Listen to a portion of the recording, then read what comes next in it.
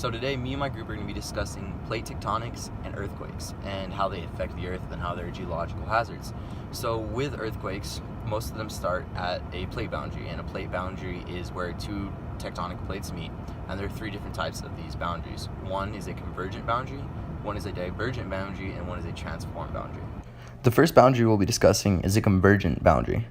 A convergent plate boundary is when two plates collide with one another. These two plates push against one another and collide. Convergent boundaries come in different types: oceanic continental convergence, oceanic convergence, and continental convergence.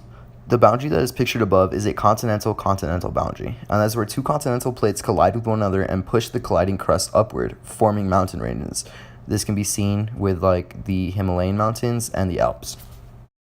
The next boundary is an oceanic to continental boundary, and this is where an oceanic plate collides with the continental plate, and the oceanic plate is forced under the continental plate, causing subduction. This forms a volcano. A volcanic eruption from the new formed volcano can cause earthquakes along with other seismic activity.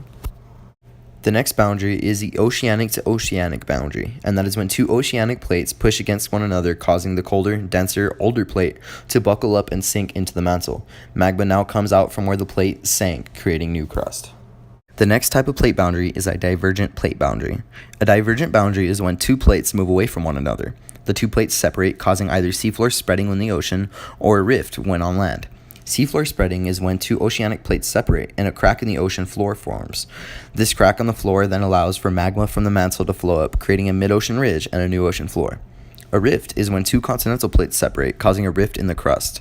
This rift forms valleys in this area along with volcanoes. These volcanoes may become active as well. After a while, the stress may be enough for the crust to break apart from one another, creating a new tectonic plate. The final type of boundary that we'll be discussing is a transform boundary. A transform boundary is when two plates slide past one another rather than separating or colliding. This type of boundary is based upon horizontal movement of two plates. When these two plates slide past one another, a fault is formed. A fault is a crack or fracture in Earth's surface. This fault is associated to many earthquakes because the edges of the tectonic plates are not smooth, but rather very jagged and rough. When the tectonic plates slide past one another, the jagged edges end up getting locked in place with each other. This locking causes a great amount of stress between the plates because of a lack of movement. The stress is released in quick bursts when the plates slip into different positions. Earthquakes are a very powerful and destructive geological hazard. Earthquakes are happening all the time throughout the world, whether you know it or not. Plate tectonics suggests that plates are moving all the time. Plates are always on the move. So that means that plates are always rubbing against each other, colliding or separating. With this movement of the plates, that means that there is a lot of seismic activity within the earth. This seismic activity then in turn creates earthquakes. And earthquakes cause a lot of damage within our world and within nature as well.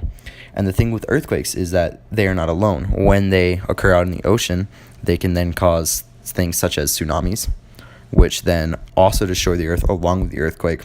And they also happen a lot of times in conjunction with volcanoes and volcanic activity, because a volcano will erupt, then causing at a plate boundary, then causing seismic activity, and then both of these things are happening at the same time and being a very destructive force within one another at the same time. As seen throughout the video, it is very clear to see that earthquakes are a very hazardous thing in nature, and one of the most dangerous parts about earthquakes is that they can't be predicted, and no scientist has come up with a clear-cut way to say there's going to be an earthquake tomorrow, there's going to be an earthquake a month from now. There's no way to tell. Earthquakes just happen. That's one of the things that make them the most dangerous natural disasters, is that they cannot be predicted.